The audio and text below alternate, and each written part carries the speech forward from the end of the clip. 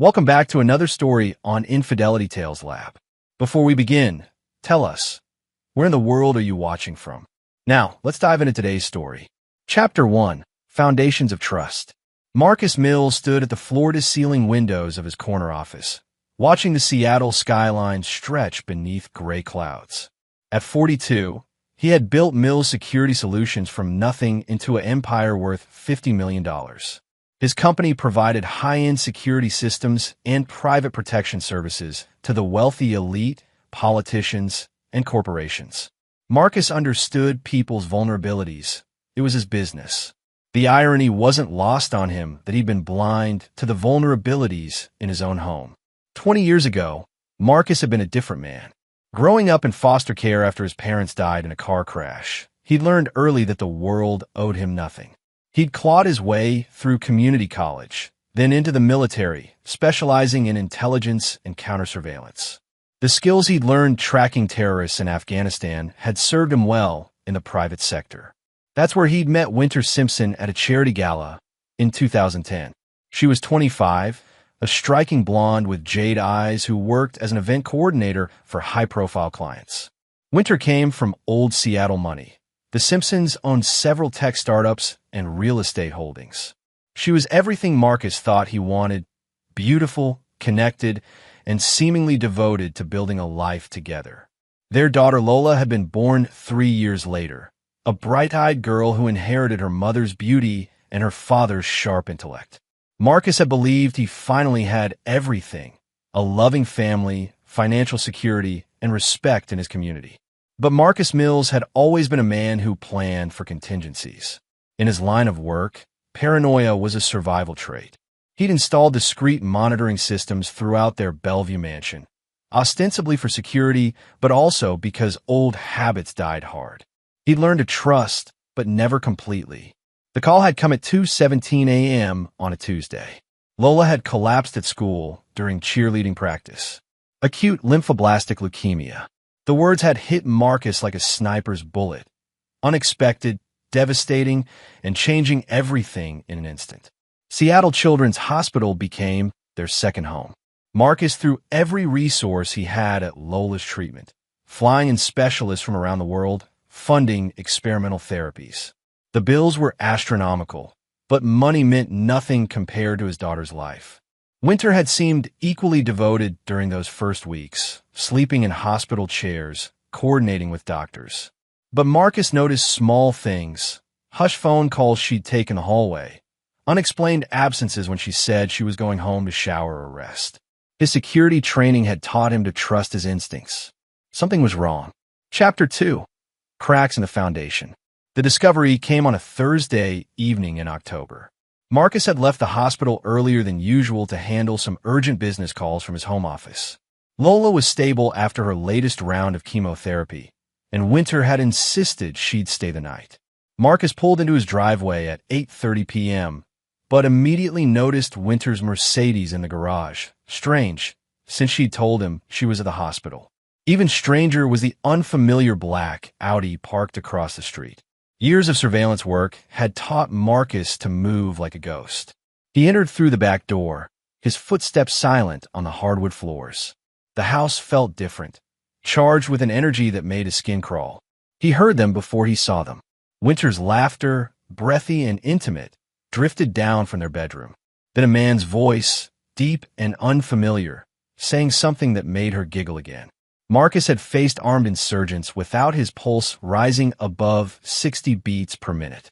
But standing in his own hallway, listening to his wife betray their daughter's trust while their child fought for her life, something cold and terrible crystallized in his chest. He climbed the stairs with deadly silence, each step calculated. The bedroom door was slightly ajar, and through the gap, Marcus saw his wife of 13 years in bed with a man he recognized. Zion Larson, a high-end divorce attorney who'd represented several of Marcus's wealthy clients. Zion was around 35, tall and lean with dark hair and the kind of smooth confidence that came from never having to fight for anything. He came from a family of lawyers. His father was a federal judge, his mother a former prosecutor. Zion specialized in representing wealthy women in messy divorces, taking hefty percentages and often much more than money from his grateful clients. Marcus watched them for exactly 90 seconds, burning every detail into his memory. Then he backed away, descended the stairs, and left through the same door he'd entered. He didn't confront them. Not yet. Instead, Marcus drove to a 24-hour diner and sat in a corner booth, drinking black coffee and thinking. In his work, the most successful operations required patience, planning, and perfect timing. Emotional reactions got people killed. By dawn, Marcus had made his decision. He would give Winter enough rope to hang herself. Then he would methodically destroy both her and Zion Larson in ways they couldn't imagine. But first, he needed to know exactly how deep this betrayal went. Chapter 3. The Abyss Stares Back. Over the next 2 weeks, Marcus became a man living 2 lives. By day, he was the devoted husband and father, splitting time between the hospital and his business. By night, he was a predator gathering intelligence on his prey. Marcus activated every surveillance system in his house and added a few Winter didn't know about. He tracked her phone, her computer, her credit cards. He placed micro cameras in her car and hired his best operative, Adam White, to conduct discreet surveillance. What they uncovered was worse than simple adultery. Winter and Zion had been planning Marcus's destruction for over 8 months. The affair had started after Zion represented one of Winter's friends in a divorce that netted the woman $30 million. Winter had been impressed by Zion's ruthlessness and skill at hiding assets. Their plan was elegant in its cruelty. Wait until Marcus was most vulnerable, during Lola's illness, then systematically drain his accounts while he was distracted by hospital visits and medical decisions. Winter had access to most of Marcus's business accounts through their joint holdings. She'd been moving money in small increments to accounts Zion had helped her establish, all while playing the devoted wife. But the real revelation came when Marcus discovered their endgame. Audio recordings from his home office revealed Winter and Zion discussing how to frame Marcus for financial crimes once they'd stolen enough money. Zion knew prosecutors and judges who would fast-track charges against Marcus while protecting the evidence that he'd been embezzling from his own clients. The plan was to leave Marcus bankrupt, imprisoned, and unable to care for Lola, at which point Winter would have full custody of their daughter and control of any remaining assets. Marcus listened to these recordings in his car outside the hospital, watching his daughter sleep through the window of her room. Lola was responding well to treatment. Her doctors were cautiously optimistic, but she would need ongoing care for years, maybe decades. The woman he'd trusted with his life and his daughter's future was preparing to destroy them both for money and the thrill of betrayal. That night, Marcus made a call to his old military contact, Spencer Ortiz, who now ran a discreet private military company. Spencer owed Marcus several favors from their time in Afghanistan, where Marcus had saved Spencer's life during an ambush. "I need resources," Marcus told him, "and I need absolute loyalty." "Whatever you need, brother," Spencer replied without hesitation. Marcus began assembling his team. Adam White would handle surveillance and technical support. Spencer would provide muscle and specialized skills. Marcus would also need to involve his business partner, Taylor Davis, who managed the financial side of Mill Security Solutions and had skills in forensic accounting. But Marcus kept the details to himself. This wasn't about justice or exposing criminals. This was about creating a hell that Winter and Zion would live in until they died. The war was about to begin, and Marcus Mills intended to be the only survivor.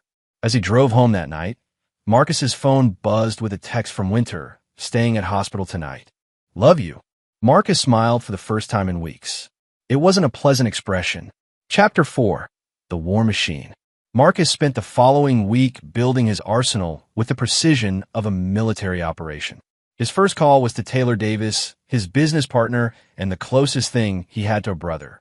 Taylor had grown up in the same foster system as Marcus, and they'd served together in Army intelligence before starting Mill Security Solutions. Taylor was a quiet man with an exceptional mind for numbers and strategy.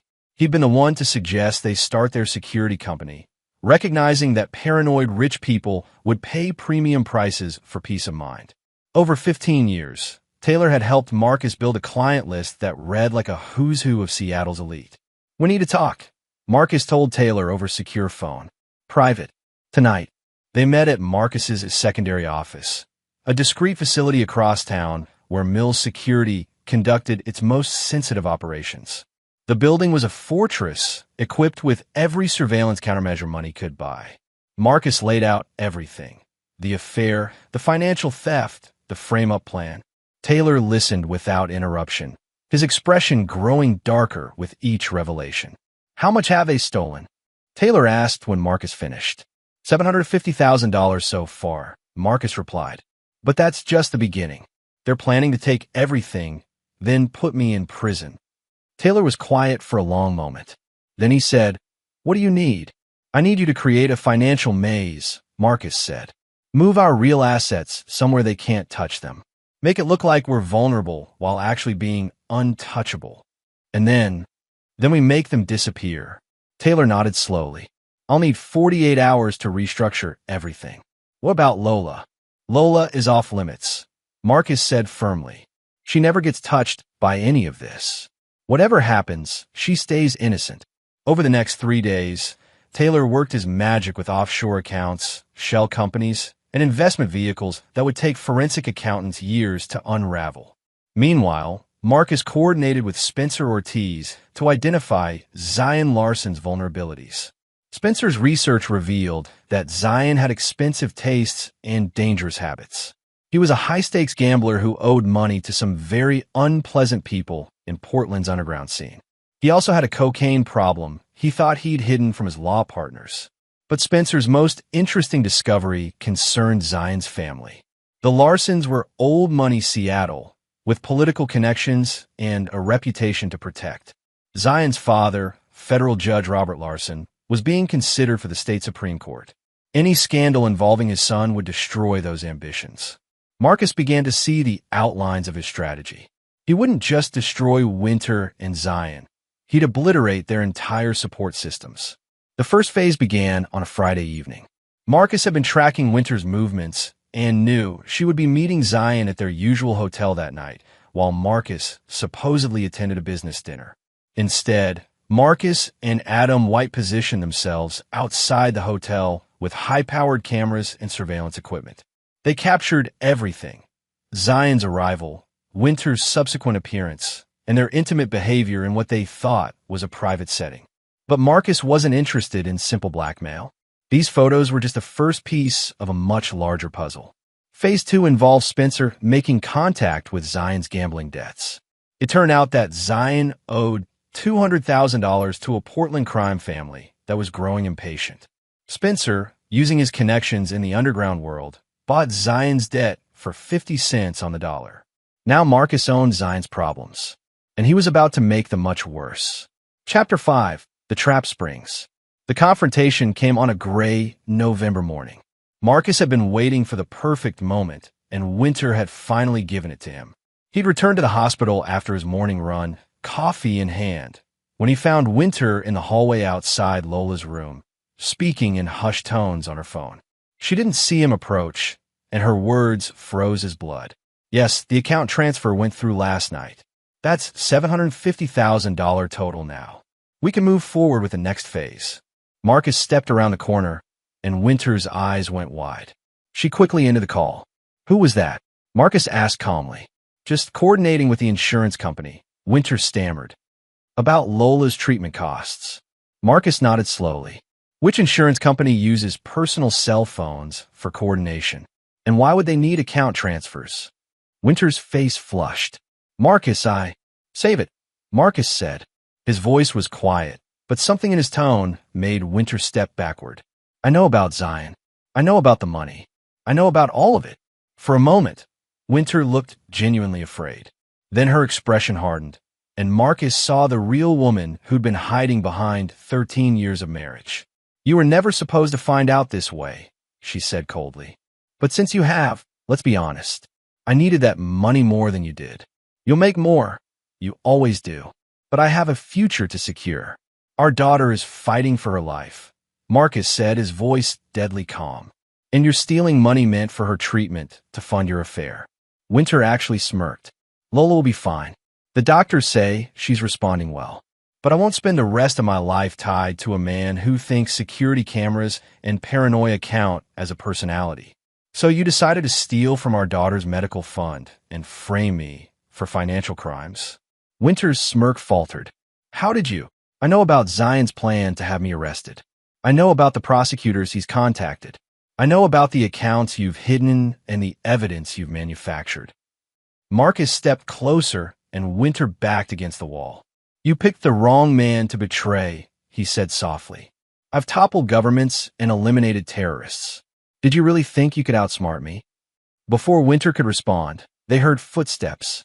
Zion Larson rounded the corner, expensive suit crisp despite the early hour. Winter, you were supposed to... He stopped when he saw Marcus. Oh, Mr. Mills. Marcus turned to face the man who'd been planning his destruction. Zion was handsome in a soft way, the kind of man who'd never been tested by real hardship. Zion, Marcus said pleasantly, I was just telling my wife how much I appreciate your legal advice. Zion's confidence wavered. I'm not sure what you mean. Of course you don't, Marcus smiled. By the way, how's your gambling problem? Still owe money to the Torino family in Portland. The color drained from Zion's face. How do you know about your $200,000 debt? The cocaine habit? The fact that you've been embezzling from your own clients to cover your losses? Marcus's smile was predatory. I own your debt now, Zion, which means I own you. Winter looked between them, confusion and growing fear on her face. That's impossible, Zion said weakly. Marcus pulled out his phone and played an audio recording.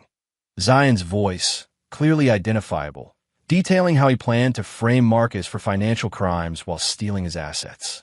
I also have video of your meetings with my wife, Marcus continued. Photos of your intimate moments, records of every dollar you've stolen, and very detailed information about your drug purchases. Zion's legs seemed to give out, and he leaned against the wall. What do you want? Winter asked, her voice barely a whisper. Marcus looked at both of them, the woman he'd loved for 13 years and the man who'd helped her plan his destruction. When he spoke, his voice was as cold as winter. I want you to understand that your lives as you know them are over. What happens next depends on how cooperative you choose to be.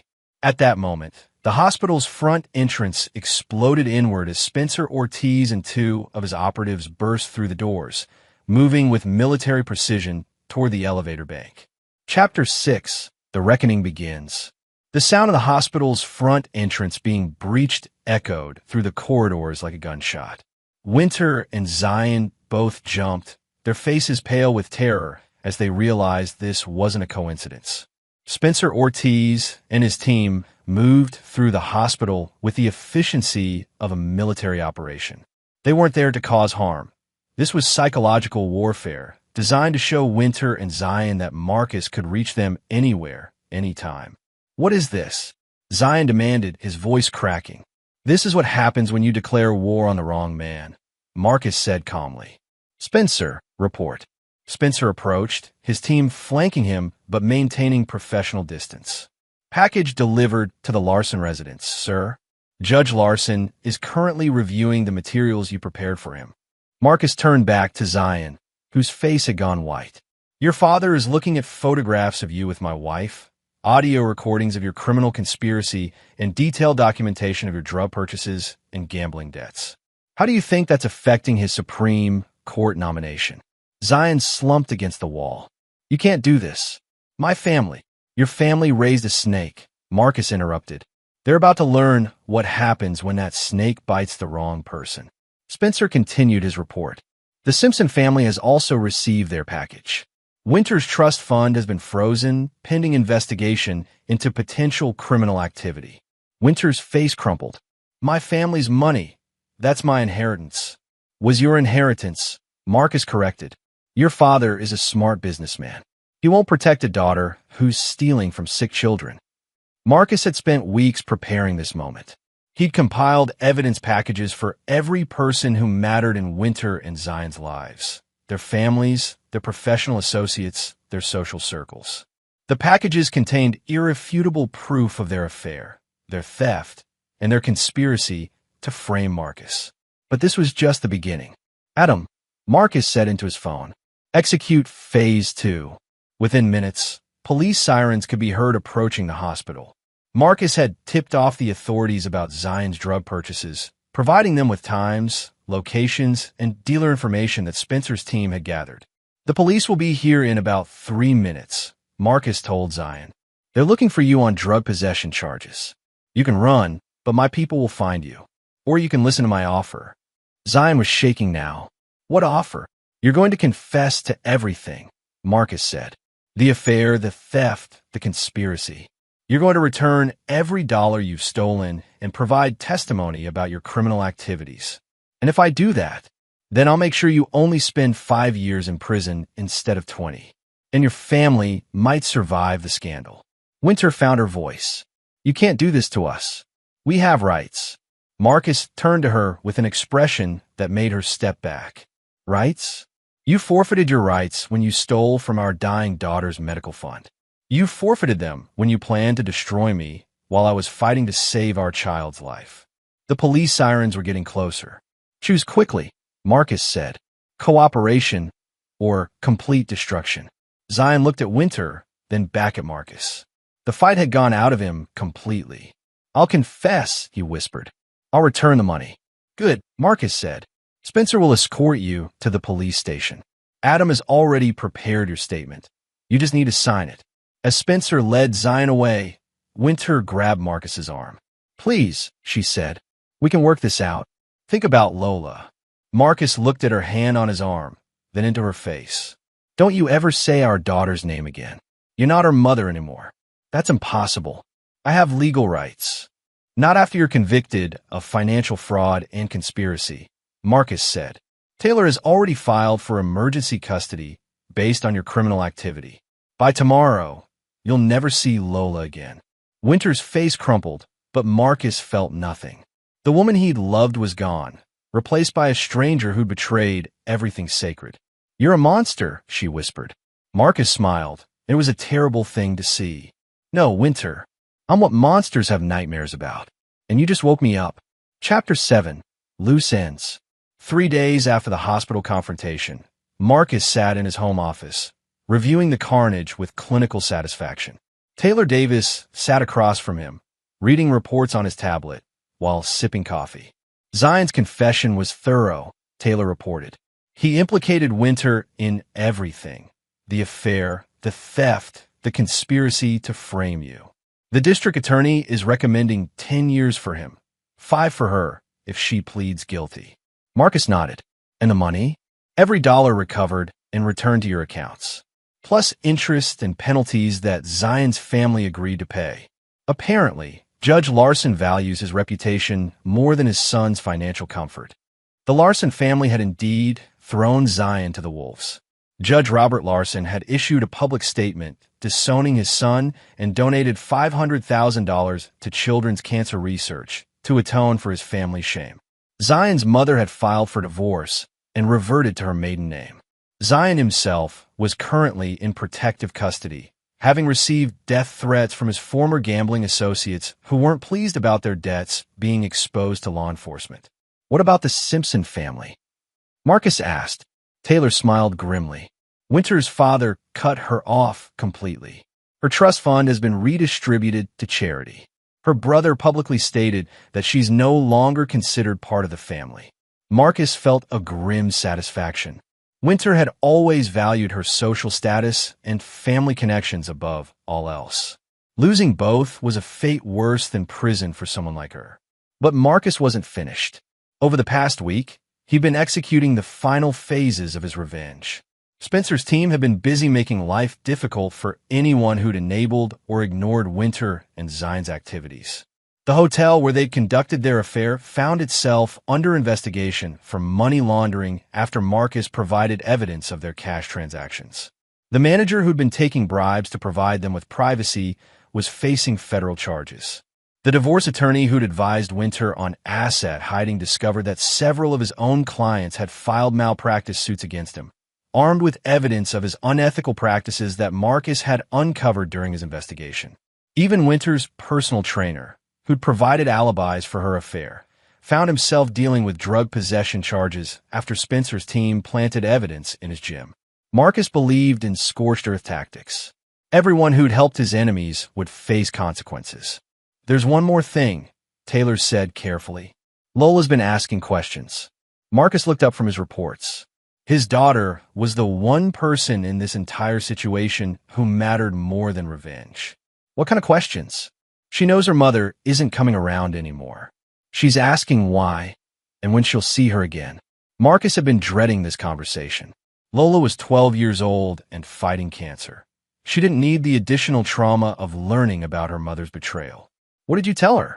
"That her mother had to go away for a while, and that you'd explain everything when she was feeling better." Marcus nodded. Lola's health had continued improving, and her doctors were optimistic about remission. But she would need ongoing treatment for months, possibly years. "I'll talk to her tomorrow," Marcus said. "She deserves to know the truth, at least a version of it." Taylor stood to leave, then paused at the door. "Marcus, I have to ask, was it worth it? All of this destruction, all these lives ruined?" Marcus considered the question seriously. He'd always been a man who calculated costs and benefits with brutal honesty. "They tried to destroy me and steal from our daughter while she was dying," he said finally. "They showed no mercy, no consideration for an innocent child's life. Why should I show them any? Because you're better than they are?" Marcus smiled, but there was no warmth in it. "No, Taylor, I'm worse than they are. That's why I won." After Taylor left, Marcus walked upstairs to check on Lola. She was sleeping peacefully in her room, her bald head covered by a colorful scarf. The doctors said her hair would grow back, along with her strength. Marcus sat beside her bed and watched her breathe. This was what mattered, his daughter's life and future. Everything else was just noise. His phone buzzed with a text from Spencer. "Package delivered to Winter's cell. She knows what's coming next." Marcus deleted the message without reading it twice. Tomorrow would bring the final act of his revenge, and then this chapter of his life would be closed forever. Chapter 8, the final act. Winter Mills sat in her jail cell, staring at the photograph Spencer had delivered. The images showed her apartment, or what had been her apartment before Marcus's people had visited it. Everything was destroyed, not just damaged, but methodically obliterated. Her clothes were shredded, her furniture was broken beyond repair, her art collection was reduced to splinters and torn canvas. Even her personal photos had been defaced with surgical precision. But the message was clear. Marcus could reach her anywhere, anytime, even from inside a federal detention facility. The photographs came with a note written in Marcus's precise handwriting. "This is what your life looks like now. Tomorrow it gets worse." Winter had been in custody for a week, held without bail due to the severity of the charges and the prosecution's argument that she was a flight risk. Her public defender, appointed after her family cut off funding for private attorneys, had advised her to take the plea deal Zion had already accepted: 5 years in federal prison, full restitution, and forfeiture of any claim to Marcus's assets or custody of Lola. Winter had refused, still believing she could find a way out of this nightmare. That was before the photographs arrived. Now she understood that Marcus wasn't interested in justice through the courts. This was personal annihilation, and he had resources she couldn't fight. The next morning, Winter was transferred to the courthouse for what her lawyer called a status conference. She expected to meet with prosecutors about her plea negotiations. Instead, she found herself in a small conference room face-to-face with Marcus. He looked exactly the same as always, calm, well-dressed, utterly in control. But there was something different in his eyes, something cold and final that made Winter's skin crawl. "Hello, Winter," he said pleasantly. "What do you want?" she asked, proud that her voice didn't shake. "I want you to understand what your life is going to look like," Marcus said. He placed a tablet on the table between them and activated the screen. The video showed Winter's sister Maria Martin walking to her car in a parking garage. Winter watched in horror as a van pulled up beside Maria and several men got out. "Don't worry," Marcus said as Winter gasped. "They didn't hurt her. They just delivered a message." The video continued, showing the men handing Maria an envelope before driving away.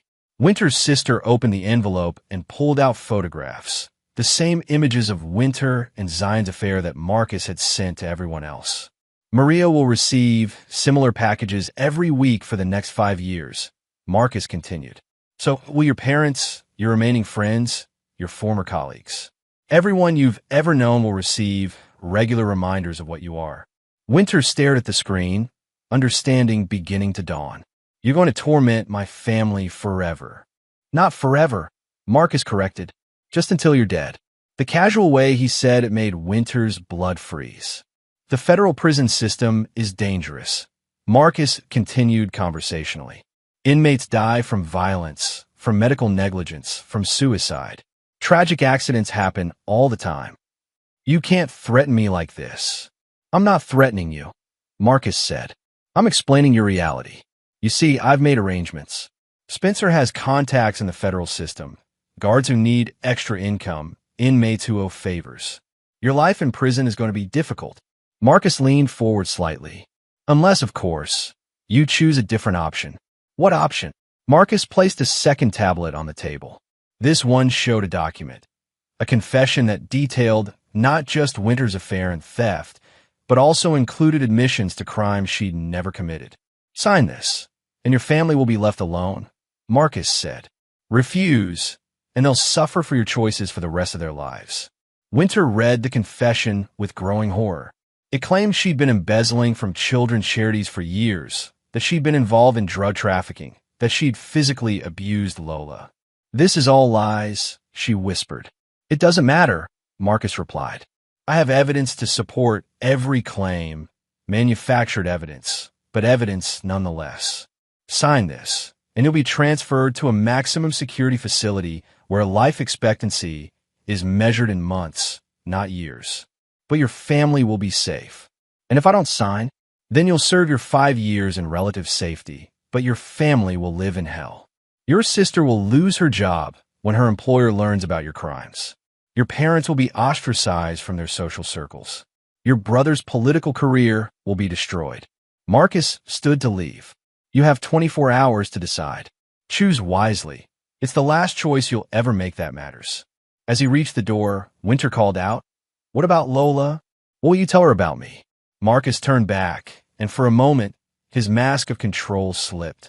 Winter saw the depths of his hatred, pure and burning like molten steel. I'll tell her the truth, he said quietly, that her mother was a selfish woman who cared more about money than family. And when she's old enough to understand, I'll show her everything. The recordings, the evidence, the plans you made to destroy us. She'll hate you for keeping her from me. Marcus smiled, and it was the most terrifying expression Winter had ever seen. No, he said, she'll hate you for betraying her, just like I do. Chapter 9. Ashes and New Beginnings. 6 months later, Marcus Mills stood in the garden behind his Bellevue mansion, watching Lola play with their new golden retriever puppy. Her hair had grown back in soft brown curls, and the color had returned to her cheeks. The doctors had declared her in full remission 2 weeks ago. Lola laughed as the puppy, named Hope at her insistence, chased a tennis ball across the perfectly manicured lawn. She was 13 now, taller and stronger than she'd been before her illness. More importantly, she was happy. Marcus had told her an edited version of the truth about her mother's disappearance. Winter had made some bad choices and wouldn't be coming home. Lola had cried for days, but children were resilient. With time, therapy, and Marcus's constant presence, she'd begun to heal. She still asked about Winter sometimes, but less frequently. Marcus suspected that on some level, Lola understood more than she let on. Children were perceptive about adult emotions, and Winter's absence from the most critical period of Lola's illness hadn't gone unnoticed. Taylor Davis joined Marcus on the patio, carrying 2 cups of coffee and the final report on the Winter situation. It's over, Taylor said simply, handing Marcus the file. Marcus opened it and read the death certificate dated 3 days ago. Winter Mills, age 38, had died in her cell at the Federal Correctional Facility in Dublin, California. Cause of death was listed as suicide by hanging. Any complications? Marcus asked. None. The guards on Spencer's payroll ensured she had access to materials and privacy. The investigation will conclude she couldn't handle the shame of her crimes and chose to end her suffering. Marcus nodded and closed the file. He felt nothing, no satisfaction, no regret, no sense of closure. Winter's death was simply the final data point in an equation he'd solved months ago. What about Zion? Still alive, but barely, Taylor replied. He's in protective custody after his third accident in 6 months. Someone keeps attacking him in prison. Different inmates each time. No pattern the authorities can trace. Marcus had decided that death would be too quick for Zion Larson. Instead, he'd arranged for the man to live in constant fear, never knowing when the next attack would come or how severe it would be. Zion would spend every day for the next decade looking over his shoulder, wondering if this would be the day someone finished the job. It was a more fitting punishment for someone who'd planned Marcus's destruction with such calculated cruelty. "Daddy," Lola's voice interrupted his thoughts.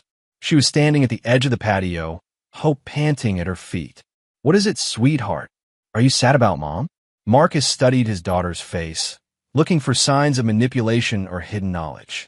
But Lola's expression was simply curious, the way children were when trying to understand adult emotions. "I'm sad about the choices she made," Marcus said carefully.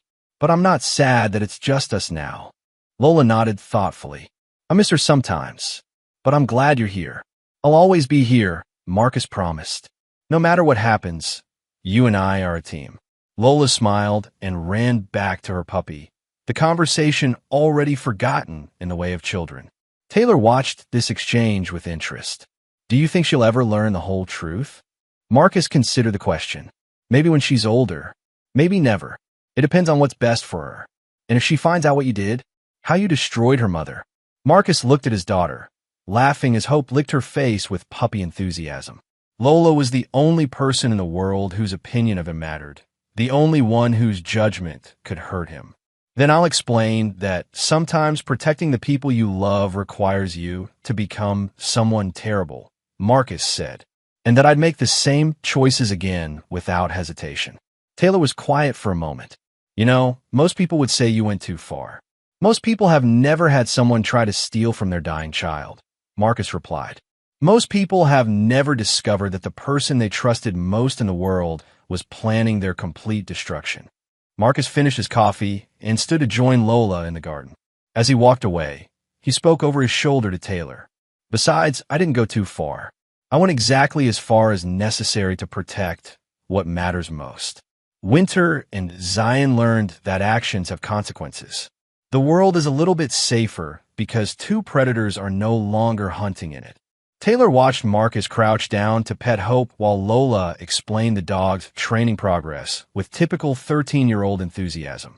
To any casual observer, they looked like a normal father and daughter enjoying a peaceful afternoon. But Taylor knew better.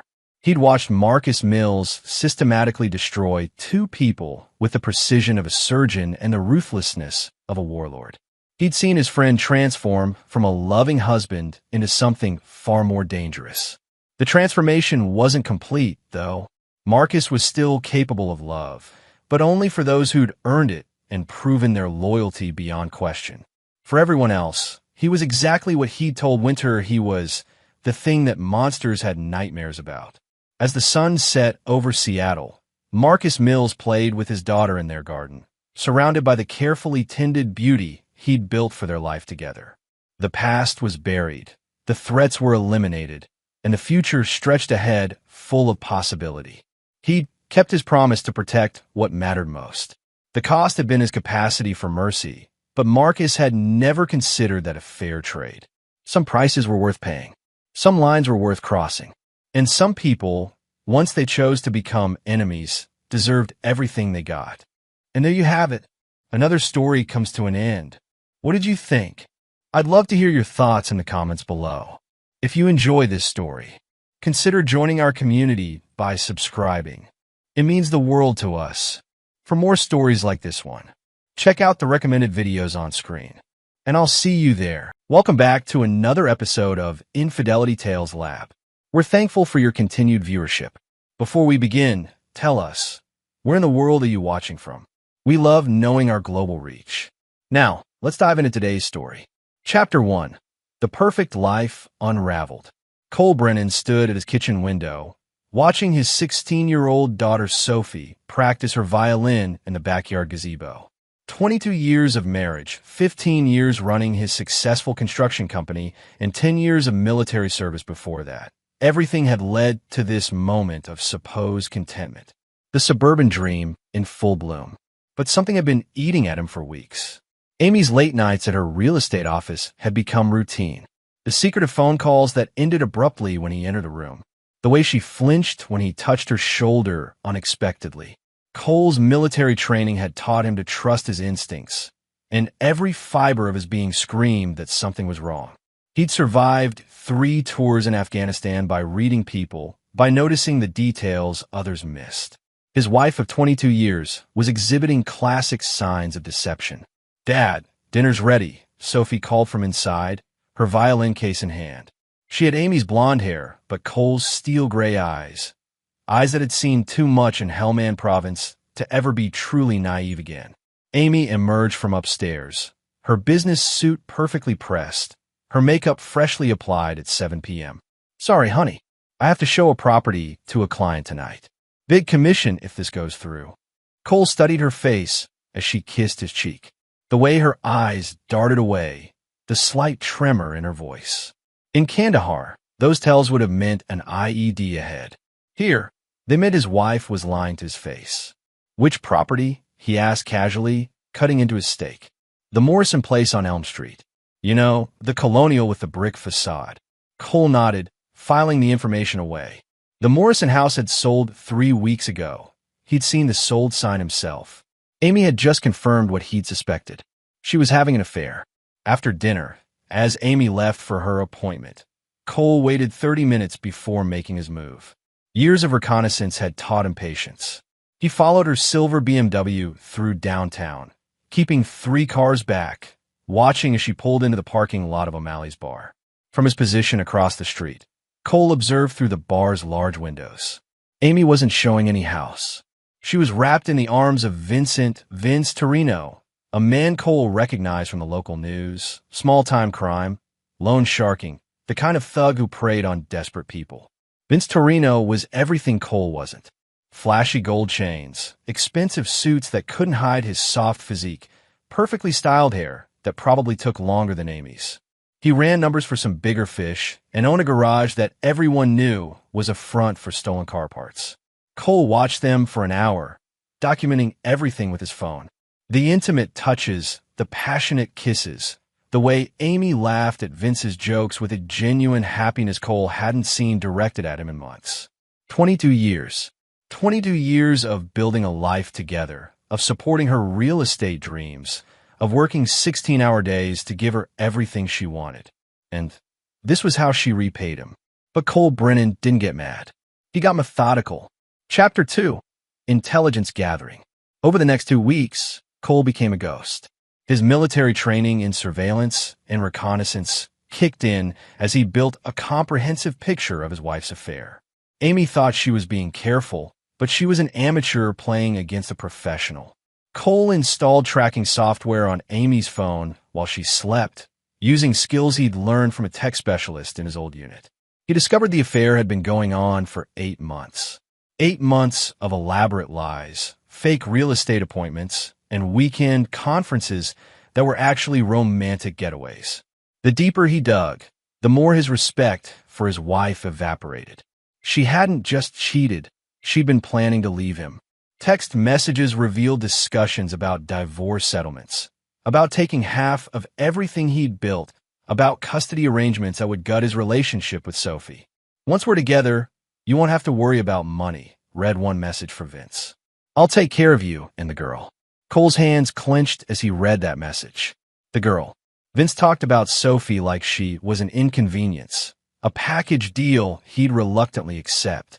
But the most revealing intelligence came from following Vince himself. The man was everything Cole had suspected, a small-time criminal with delusions of grandeur. Vince ran his operations out of his garage, surrounded by a crew of incompetent thugs who spent more time talking about their criminal activities than actually committing them. Cole observed from a distance as Vince met with his associates. Tommy Tank Morrison, a steroid-pumped enforcer with more muscle than brains. Joey Castellano, a wiry con man who specialized in insurance fraud. And Billy Harper, a paranoid drug dealer who jumped at shadows. What struck Cole most was how sloppy they were. In the military, operational security meant life or death. These criminals treated their illegal activities like a social club, discussing sensitive information in public, leaving evidence scattered around, trusting people they barely knew. It would be their downfall. Cole also discovered something that made his blood boil. Amy had been using their joint savings account to fund her affair.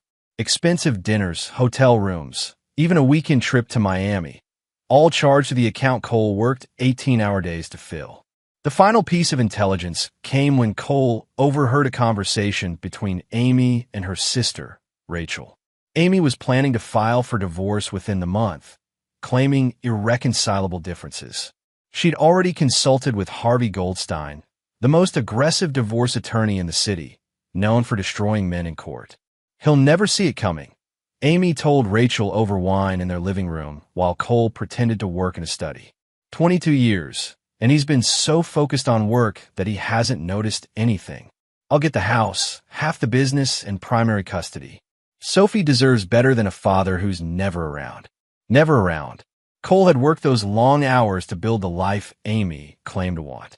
Every 18-hour day was for their future, for Sophie's college fund, for the dream house Amy had insisted they needed. But Amy had chosen to see it as neglect rather than sacrifice. That night, after Amy fell asleep, Cole sat in his study and began planning. In Afghanistan, he'd learned that the best operations were the ones where the enemy destroyed themselves. You just had to create the right conditions and let their own weaknesses do the work. Vince Torino and Amy Brennan had just given him everything he needed to orchestrate their complete destruction. Chapter 3. The Threat. Cole's opportunity came sooner than expected. He was working late in his home office when the doorbell rang at 10:30 p.m. Through the security camera, he saw Vince Torino standing on his porch, flanked by Tank Morrison and Joey Castellano. Amy was upstairs with Sophie, helping with homework. Cole opened the door, his face neutral, giving nothing away. Cole Brennan. Vince's voice carried the artificial confidence of a man trying to intimidate someone he didn't know. That's right. We need to talk. Vince pushed past Cole into the living room without invitation, his two associates following. The smell of cheap cologne and cigarettes filled the space. Cole closed the door calmly and turned to face them. In Afghanistan, he'd dealt with warlords who commanded armies. These three criminals were children playing dress-up. I know about you and Amy, Cole said simply. Vince's confident demeanor faltered for just a moment before he recovered. Good. That saves us some time. Amy's told me all about you. The absent husband, too busy with work to notice his wife, was unhappy. Is that what she told you? She told me a lot of things. Vince moved closer, invading Cole's personal space in a classic intimidation tactic. Here's what's going to happen. You're going to make this divorce easy. Amy gets the house, half the business, and primary custody of the kid. You don't fight it, and everyone stays happy. Cole studied Vince's face. The overconfident smirk, the gold tooth that caught the light, the soft hands that had never done an honest day's work. And if I don't, Vince's expression darkened. Tank Morrison cracked his knuckles behind him, while Joey Castellano fingered something in his jacket pocket. Then things get complicated. Amy mentioned you have a daughter. Pretty girl, Sophie, right? 16 years old, takes violin lessons, walks home from school every day down Maple Street. Cole felt something cold settle in his chest. The carefully controlled fury that had kept him alive in combat zones began to build. She mentioned Sophie practices in that little gazebo in your backyard. Vince continued, stepping even closer. Real private back there. Lots of trees. No neighbors watching. Careful, Cole said quietly. But Vince was on a roll now, mistaking Cole's stillness for fear. Smart man like you probably has cameras, security systems. But accidents happen, you know? Systems fail. Sometimes teenage girls just disappear. Tank Morrison grinned stupidly. My specialty is making people disappear. Sign the divorce papers, giving her everything. Vince said, his voice dropping to what he probably thought was a menacing whisper, "or my boys will pay your daughter a visit." Cole just stared at him. In the silence that followed, he could hear Sophie's violin music drifting down from upstairs, Pachelbel's canon, her favorite piece. The same piece Amy used to request when they were dating. "Visit," Cole said finally. "That's cute. But 10 years in the military taught me how to dismantle a man with just my thumbs." Vince stepped back instinctively as Cole stood up from where he'd been leaning against the doorframe. Cole was 6'2" and still carried himself with the ramrod posture of a career soldier. In the soft light of the living room, his scars from Afghanistan became visible, a thin line across his jaw from shrapnel, another along his forearm from a knife fight in Kabul. "You threatening me?" Vince asked, but his voice had lost its confident edge. "I'm educating you," Cole replied. "You just made the biggest mistake of your life." "What mistake?" Vince tried to laugh, but it came out forced. Cole smiled, and something in that expression made all three men take another step back. It wasn't a pleasant smile. It was the smile of a predator who had just found prey. "You threatened my daughter." The room went silent except for Sophie's violin upstairs. Vince looked at his associates, realizing that his intimidation tactic had backfired spectacularly. "Now," Cole continued, his voice conversational, "you're going to leave my house. And then you're going to discover exactly what happens when you threaten a Green Beret's family." "Green Beret?" Joey Castellano whispered. "Special Forces, 5th Group," Cole confirmed. 3 tours in Afghanistan. I've killed better men than you with improvised weapons. But don't worry, I'm not going to kill you." "You're not." Tank Morrison looked confused. "No, death would be merciful. Instead, I'm going to destroy everything you've ever cared about, piece by piece, until you beg me to put you out of your misery." Vince tried to salvage his authority. "You can't touch us. We got connections, protection." "From who?" "The Castellano family?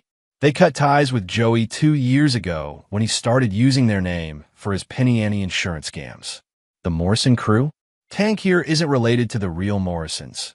He just uses their name to sound tough." Cole had done his homework. "As for you, Vince, you're nothing but a wannabe who runs numbers for Tony Ricci. And Tony Ricci has been looking for an excuse to cut dead weight from his operation." The three men exchanged worried glances. Cole was revealing knowledge they hadn't expected him to possess. "So here's what's going to happen," Cole continued. "You're going to walk out that door and never come near my family again.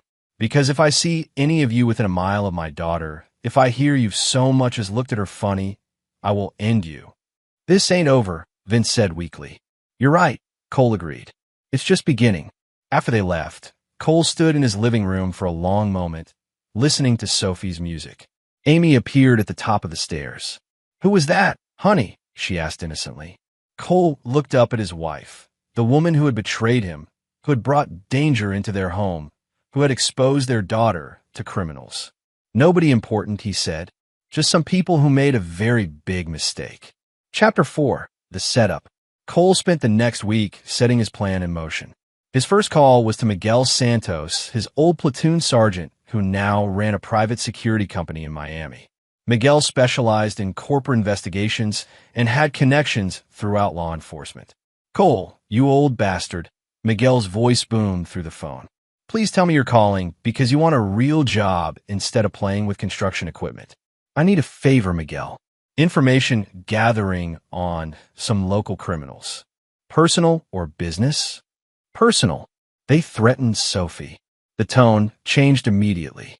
Miguel had been there when Cole received the news about Sophie's birth, had seen the photos Cole carried through 3 deployments. "What do you need?" Cole provided Vincent Torino's full name and the names of his associates. Within 48 hours, Miguel had compiled comprehensive files on all 3 men. Their criminal records, their associates, their weaknesses, their fears. Tank Morrison had a gambling problem that had put him in debt to several loan sharks. Joey Castellano was skimming money from his insurance fraud schemes to support a cocaine habit. And Vince Torino had been stealing from Tony Ricci's operation for months, believing he was too smart to get caught.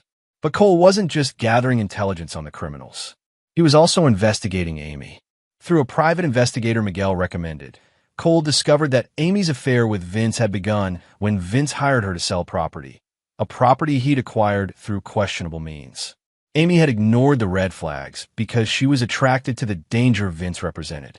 More damaging, Cole learned that Amy had been feeding Vince information about Cole's business.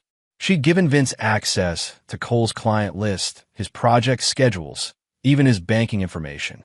Information that could be used for theft, extortion, or worse. Amy hadn't just betrayed their marriage. She committed corporate espionage. The second phase of Cole's plan involved his construction company. Brennan Construction had contracts throughout the city, including several projects in the neighborhoods where Vince operated his illegal activities. Cole began redirecting some of his legitimate operations to put pressure on Vince's territory. A new construction project required temporary street closures right outside Vince's garage. The increased police presence for traffic control made it impossible for Vince to conduct his usual illegal activities. Another project required extensive utility work that accidentally disrupted phone and internet service to 3 buildings where Vince ran his numbers operation. Each disruption was completely legal and appeared coincidental, but they cost Vince thousands of dollars in lost revenue. The third phase involved psychological warfare. Cole began leaving subtle signs that he was watching. Vince would find his car parked in exactly the same spot where he'd left it, but with the mirrors adjusted differently. Joey Castellano discovered that someone had been in his apartment. Nothing was stolen, but his furniture was arranged slightly differently. Tank Morrison woke up one morning to find all his trash cans perfectly aligned and his morning newspaper folded into precise military corners. The message was clear: we can reach you anywhere, anytime. Cole also activated his network of military contacts. Former Special Forces soldiers now worked in various capacities throughout the city: police officers, federal agents, private security, corporate executives. When Cole Brennan called in favors, people listened. Detective Ray Morgan, Cole's former squad mate, began taking a special interest in the activities around Vince's garage. ATF agent Lisa Parks started asking questions about some of Vince's associates. IRS investigator David Chun launched an audit of Vince's business records. Each contact was legitimate law enforcement activity based on genuine suspicious behavior. Cole was simply directing attention to activities that deserved scrutiny. But the most important phase of Cole's plan involved Amy herself. Cole began documenting everything. Every lie, every secret meeting, every dollar she spent on her affair. He installed hidden cameras in their home, recorded her phone conversations, and tracked her movements. He was building a case that would destroy her in any divorce proceeding. More importantly, he was setting up a confrontation that would force Amy and Vince to reveal their true natures. Cole scheduled a surprise romantic dinner for their anniversary, knowing Amy had planned to meet Vince that night. He made reservations at Antonio's, their favorite restaurant, and bought expensive wine and roses. When Amy tried to cancel, claiming she had to work late, Cole smiled and said, "No problem. I'll bring dinner to your office." The panic in Amy's eyes was delicious. She was forced to cancel her meeting with Vince and sit through a dinner where Cole acted like the loving husband he'd been for 22 years. Every compliment, every gentle touch, every shared memory was a knife twist because Amy knew she was living a lie. But Cole wasn't done. As they shared dessert, he mentioned casually that he'd been thinking about early retirement. "I want to spend more time with you and Sophie," he said. "Maybe we could take that European vacation you've always wanted." Amy's face went white. A closer, more attentive husband was the last thing she wanted. "I thought you loved your work," she said weakly. "I love my family more," Cole replied, taking her hand. "You and Sophie are everything to me. I'd do anything to protect you." The word protect carried special emphasis, and Amy understood the subtext. Cole was telling her that he knew about the threat to Sophie, that he was aware of the criminal element she'd brought into their lives. That night, Cole listened as Amy made a frantic phone call to Vince, explaining that Cole was becoming suspicious, that they needed to be more careful. "He's not suspicious," Cole whispered to himself in his study. "He knows everything. The trap was set. Now he just had to wait for his prey to walk into it." Chapter 5. Pressure Points. Vince Torino was beginning to feel the heat. 3 weeks had passed since his visit to Cole Brennan, and everything in his life was falling apart. The police had raided his garage twice based on anonymous tips about stolen car parts. They'd found nothing, because Cole had made sure Vince was warned in advance through carefully placed rumors. But the raids had spooked Vince's customers and cost him significant business. His numbers operation was hemorrhaging money due to constant construction delays that blocked access to his key locations. The IRS was asking uncomfortable questions about his tax returns. And worst of all, Tony Ricci was starting to notice the discrepancies in the money Vince was supposed to be collecting. Tank Morrison had become a paranoid wreck, convinced that someone was watching him constantly. He'd started carrying a gun everywhere, which made him sloppy and dangerous. Joey Castellano was stealing more money to support his increasing cocaine habit, driven by stress and fear. But Cole's masterpiece was the psychological campaign he'd launched against Amy. Every morning, Amy found her coffee prepared exactly the way she liked it. Her car was warmed up in winter. Her favorite music was playing when she got in. Cole brought her flowers for no reason, complimented her appearance, and treated her like a beloved wife. The guilt was eating her alive. She couldn't meet Vince without feeling like Cole somehow knew. She couldn't lie to her husband without seeing the hurt in Sophie's eyes when she missed another family dinner. The weight of her deception was crushing her spirit. Cole observed his wife's deterioration with clinical detachment. In Afghanistan, he learned that psychological pressure was often more effective than physical force. Amy was breaking down exactly as he'd planned.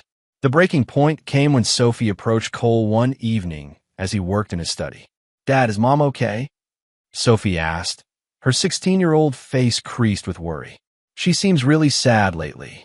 Cole looked up at his daughter, blonde hair in a ponytail, wearing the Columbia University sweatshirt he'd bought her for her birthday. Sophie was everything good in his life, and Amy was putting her in danger by associating with criminals. "Mom's going through a difficult time," Cole said carefully. "Sometimes adults make choices that complicate their lives. Are you and Mom going to get divorced?" The question hit Cole like a physical blow. He'd been so focused on his plans for revenge that he hadn't considered how this was affecting Sophie. "Do you want us to get divorced?" he asked. Sophie shook her head quickly. "I want us to be a family. But if you and Mom aren't happy..." Cole pulled his daughter into a hug. "Sophie, I need you to know something. No matter what happens between your mother and me, I will always be your father. I will always protect you, and I will never abandon you." "I know, Dad." But as Sophie left his study, Cole realized that his daughter was already a casualty of Amy's choices. Even if he destroyed Vince and exposed Amy's infidelity, Sophie would still lose the family structure she'd known her entire life. The realization hardened Cole's resolve. Amy and Vince had forced this situation. Now, they would pay the full price. Cole's next move was to force a direct confrontation between Vince and Tony Ricci. Using his private investigator, Cole arranged for Tony to receive detailed financial records showing exactly how much money Vince had been skimming from the operation. The meeting took place at Rossi's restaurant, a neutral location where Tony conducted business. Cole observed from a construction site across the street, using high-powered surveillance equipment. Through the restaurant's windows, he watched as Tony confronted Vince with the evidence. Vince tried to explain, gesturing frantically, his face flushed with panic. Tank Morrison and Joey Castellano sat at a nearby table, looking increasingly nervous. Cole couldn't hear the conversation, but he didn't need to. Tony's body language said everything. The older man's face was stone, his hands folded calmly on the table. When Vince finished his explanations, Tony said something brief, then stood and left the restaurant. Vince sat alone at the table for 10 minutes, his head in his hands. Cole's phone buzzed with a text message from Miguel. Tony Ricci just put a price on Vincent Torino's head. $50,000 for the money he stole, plus interest. Word is already spreading. The trap was closing. That evening, Cole prepared for the final phase of his plan. He'd systematically destroyed Vince's criminal organization, turned his boss against him, and driven him to desperation. Now it was time to force Vince into a mistake that would eliminate him permanently. Cole sent an anonymous message to Vince. Cole Brennan knows everything. He has evidence of your relationship with his wife and your threats against his daughter. He's planning to turn you over to Tony Ricci tomorrow night. Your only chance is to eliminate the threat first. The message was designed to provoke exactly the response Cole wanted. A desperate man would make desperate choices, and Cole would be ready. Chapter 6. The Hunt Begins. Vince received the anonymous message at 2 a.m. while hiding in a seedy motel outside the city. The walls were thin, the carpet stained, and the smell of desperation hung in the air like smoke. Tank Morrison snored on one bed, while Joey Castellano paced nervously by the window, tweaking on cocaine and paranoia. "We're dead men," Joey muttered, pulling back the curtain to scan the parking lot for the 10th time in an hour. "Tony's got people looking for us everywhere." Vince stared at the message on his phone. Cole Brennan had orchestrated their downfall with military precision. Every business disruption, every police raid, every piece of evidence that had reached Tony Ricci, it all traced back to the quiet construction worker who'd smiled at them in his living room 3 weeks ago. "I told you we should have handled him immediately," Tank said, waking up and cracking his knuckles. "Should have grabbed the daughter, send a message." "Shut up," Vince snapped. But even as he said it, he knew Tank was right. Cole Brennan had been 10 steps ahead from the beginning. Vince's phone buzzed with another message, this one from Amy. "Cole knows about us. He's been watching me, recording my calls. We need to run." But Vince couldn't run. Tony Ricci had connections from Miami to Boston. There was nowhere to hide from a $50,000 bounty. His only option was to eliminate Cole Brennan before Brennan could deliver him to Tony. "We're going back," Vince announced. "Back where?" Joey asked. "To finish what we started. Brennan thinks he's smart, but he made one mistake. He's not dealing with street criminals anymore. He declared war on us." Tank Morrison grinned, his steroid-enhanced muscles flexing as he stood. "Now you're talking. What's the plan?" Vince looked at the anonymous message again. Cole was planning to turn him over to Tony tomorrow night. That gave him less than 24 hours to act. "We grab a daughter," Vince said. "Use her as leverage to force Brennan to call off Tony. Then we disappear with Amy and enough money to start over somewhere Tony can't reach us." "What about Brennan?" Joey asked. Vince's expression darkened. "Brennan dies. Slowly. He's caused me enough problems." What Vince didn't know was that Cole had anticipated this exact response. The anonymous message was bait, designed to force Vince into making a move that would justify everything Cole planned to do next. Cole sat in his study at 3 a.m., monitoring phone calls and text messages through the surveillance network he'd established. Every communication between Vince, Amy, and Vince's associates was being recorded. Cole knew about the motel, knew about their desperation, and knew exactly when they would make their move. Amy's message to Vince had been particularly revealing. She was willing to abandon her daughter and run away with a criminal rather than face the consequences of her choices. That single text message eliminated any remaining guilt Cole felt about what he was planning. Cole activated his security protocols. Motion sensors throughout the property, cameras with night vision, silent alarms connected directly to his phone. Sophie's room had additional protection, reinforced door, window sensors, and a panic button that would bring Cole running. But Cole wasn't planning to wait for Vince to make the first move. At 6 a.m., Cole kissed Sophie goodbye as she left for school. "I love you, sweetheart. Remember what we talked about yesterday?" The day before, Cole had given Sophie a special phone with GPS tracking and a direct line to Detective Ray Morgan. He'd also arranged for 2 of his former military colleagues to provide discreet security during school hours. Sophie thought it was paranoia. Cole knew it was necessity. Amy left for her real estate appointments an hour later, not knowing that Cole was tracking her every movement. She drove straight to the motel where Vince was hiding. Cole followed at a distance, using techniques he'd learned in Afghanistan. When Amy's car disappeared into the motel parking lot, Cole positioned himself where he could observe the entire location.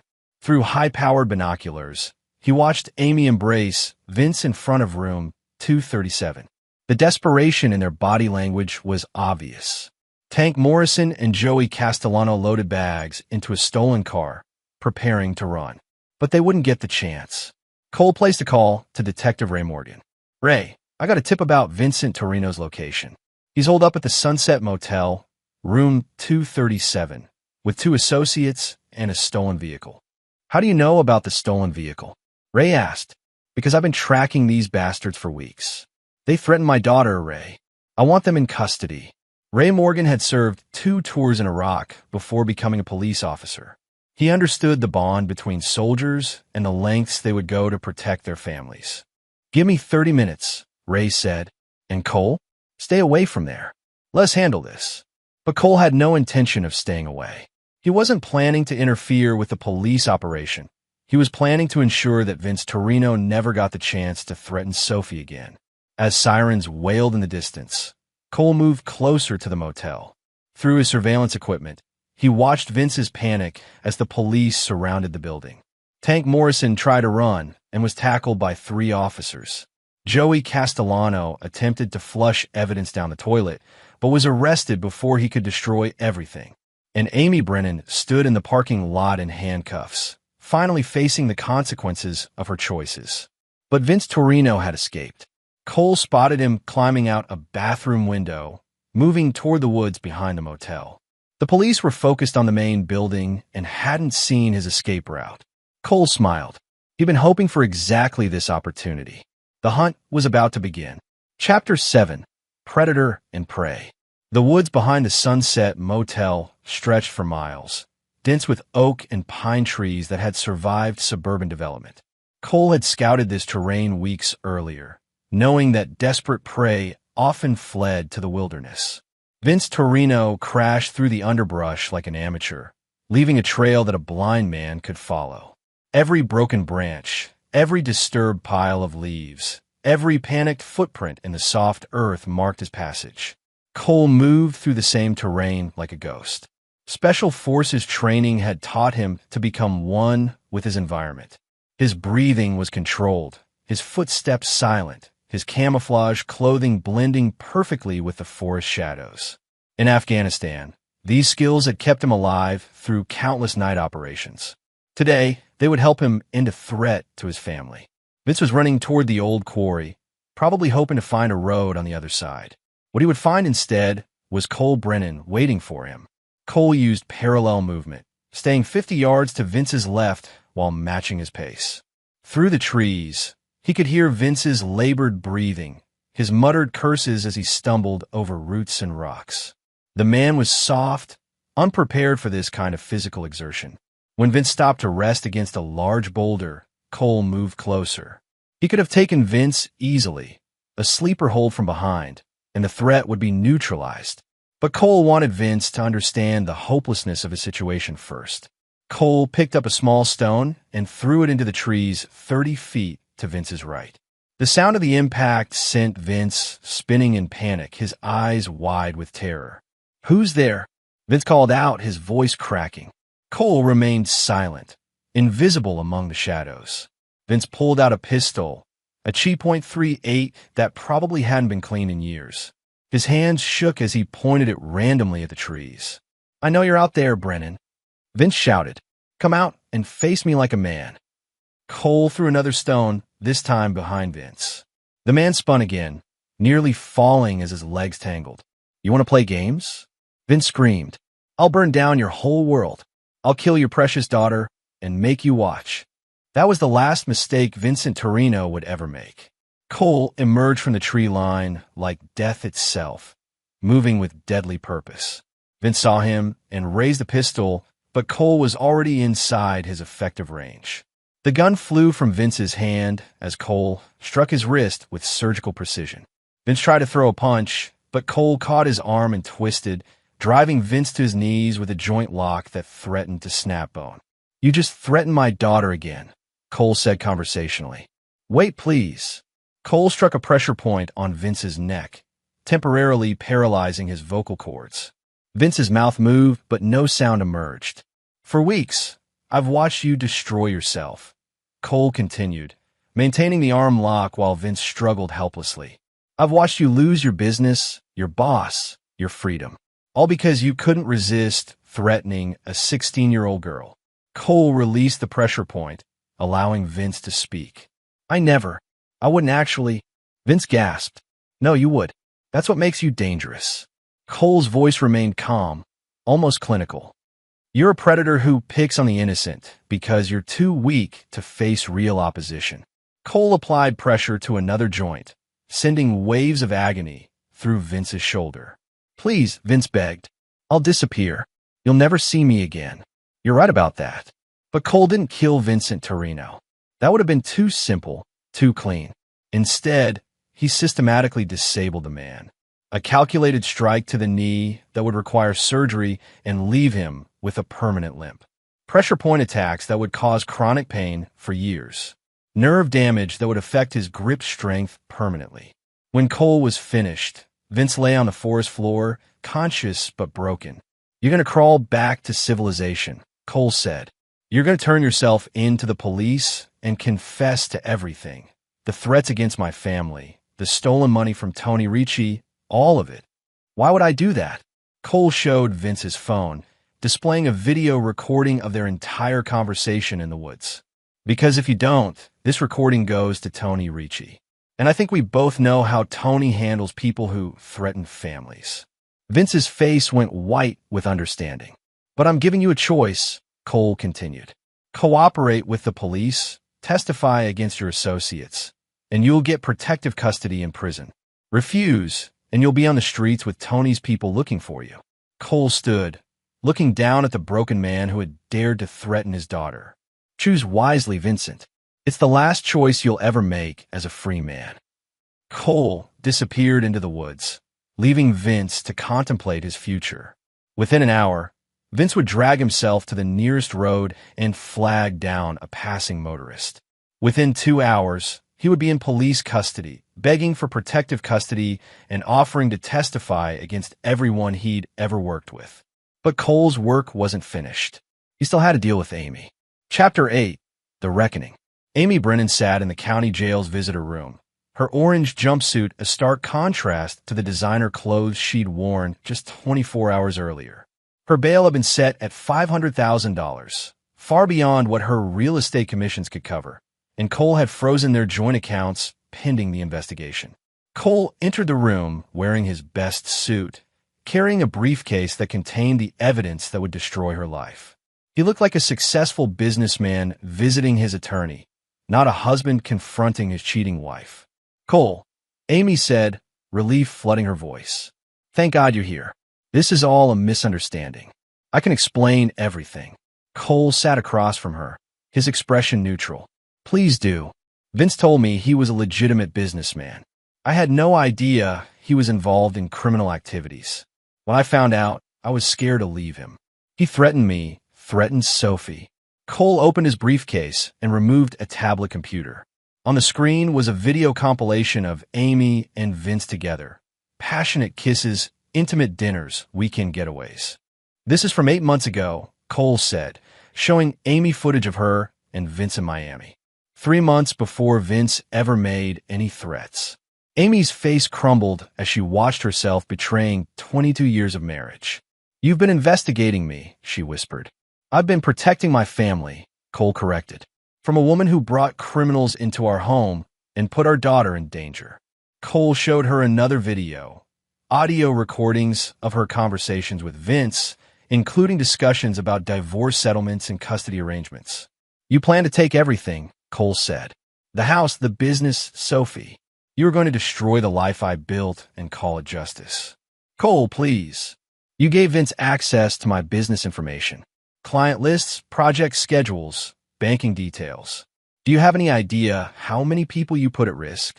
Amy stared at the evidence of her betrayal, finally understanding the magnitude of her choices. What happens now, she asked. Cole leaned back in his chair. Vincent Torino is in protective custody, cooperating with federal authorities. He's confessed to everything. The threats against Sophie, the stolen money from Tony Ricci, the extortion attempts. He's also provided detailed information about your role in his criminal activities. My role? I didn't. You provided material support to a criminal organization. You laundered money through fake real estate transactions. You committed conspiracy, fraud, and accessory to extortion. Cole showed her another document. This is a plea agreement the prosecutor is offering. 15 years in federal prison, eligible for parole in 7 years if you cooperate fully. Amy's hand shook as she read the legal documents. 15 years? Sophie will be 31 when I get out. If you get out, Cole corrected. The alternative is a trial where all of this evidence becomes public record. Your affair, your criminal activities, the threats against Sophie. The prosecutor estimates you'd get 25 to 30 years. You're my husband, Amy said desperately. You're supposed to protect me. Cole's expression hardened. I protected you for 22 years. I worked 18-hour days to give you everything you wanted, and you repaid me by betraying our family and putting our daughter in danger. What about Sophie? She needs her mother. Sophie needs protection from her mother, Cole replied. You chose Vince Torino over your own daughter. You chose criminal money over legitimate success. You chose deception over trust. Cole stood to leave. The prosecutor needs an answer by tomorrow. Cole, wait, Amy called out. What happens to us? To our marriage? Cole turned back to face her. There is no us. There is no marriage. You destroyed both when you decided to betray everything we built together. I made a mistake. No, Cole interrupted. A mistake is forgetting an anniversary or bouncing a check. You made a choice. You chose to have an affair. You chose to steal from our accounts. You chose to put Sophie in danger. Every decision was deliberate. Cole gathered his papers and headed for the door. You'll never see Sophie again except through prison glass, he said without looking back. That's the price of betrayal. Amy, sobbing, followed him down the corridor, but Cole felt nothing. In Afghanistan, he learned that survival sometimes required cutting away infected tissue to save the patient. Amy had become an infection in their family, and she had to be removed. The next morning, Amy signed the plea agreement. Chapter 9, Justice Served. 6 months later, Cole stood in Judge Harrison's courtroom watching Amy receive her sentence. 15 years in federal prison, just as the plea agreement specified. She looked smaller somehow, diminished by the weight of her choices. Vincent Torino had received 25 years after his cooperation deal fell through. Despite his testimony against Tony Ricci's organization, federal prosecutors had discovered additional crimes that voided his agreement. He would die in prison, exactly as Cole had planned. Tank Morrison got 10 years for weapons charges and assault. Joey Castellano received 12 years for fraud and drug trafficking. Cole's methodical documentation had provided prosecutors with enough evidence to dismantle their entire criminal network. Sophie sat beside Cole in the courtroom, now 17 and stronger than ever. She'd struggled with her mother's betrayal initially, but Cole's unwavering support had helped her heal. She was accepted to Columbia University on early admission, planning to study law. Dad, Sophie whispered as Amy was led away in shackles. Do you think she'll ever understand what she did wrong? Cole watched his ex-wife disappear through the courthouse door. Understanding requires accepting responsibility. Your mother has spent 6 months blaming everyone except herself. Do you hate her? Cole considered the question carefully. I don't hate her, Sophie. Hate requires emotional investment, and I have none left for her. She made her choices, and now she's facing the consequences. As they left the courthouse, Cole reflected on the past year. He'd systematically destroyed everyone who had threatened his family, using their own weaknesses against them. Vince's greed, Amy's selfishness, Tank's stupidity, Joey's addiction, all had contributed to their downfall. Brennan Construction had thrived during the chaos. With Amy's criminal associates eliminated and her corporate espionage exposed, Cole had secured new contracts worth millions. Sophie's college fund was overflowing, and their future was secure. More importantly, Cole had sent a message that would protect Sophie for years to come. In certain circles, the story of Vincent Torino's downfall had become legend. A small-time criminal had threatened Cole Brennan's daughter and ended up destroying himself and everyone around him. Nobody would make that mistake again. Sophie adjusted her Columbia University sweatshirt as they walked to their car. Dad, sometimes I wonder what would have happened if Mom had just been honest with you from the beginning. Cole opened the car door for his daughter. Honesty requires courage, and your mother chose the easy path. She wanted excitement without consequences, pleasure without responsibility. Will you ever remarry? I'm focused on being your father right now. That's the most important job I'll ever have. As they drove home, Cole's phone buzzed with a text from Miguel Santos. Saw the news about the sentencing. How does it feel to have your family safe again? Cole typed back, like mission accomplished. That evening, Cole found Sophie practicing violin in the backyard gazebo, the same gazebo where Vince had threatened to harm her. She was playing Pachelbel's canon, the piece Amy used to request, but now belonged to Sophie alone. Cole sat on the porch steps, listening to his daughter's music and watching the sunset paint the sky in shades of gold and crimson. For the first time in months, his family was truly safe. In Afghanistan, Cole had learned that some battles were won not through firepower, but through patience, planning, and the willingness to do whatever necessary to protect the innocent. The war for his family's safety had been fought on multiple fronts: legal, psychological, physical, and he had emerged victorious.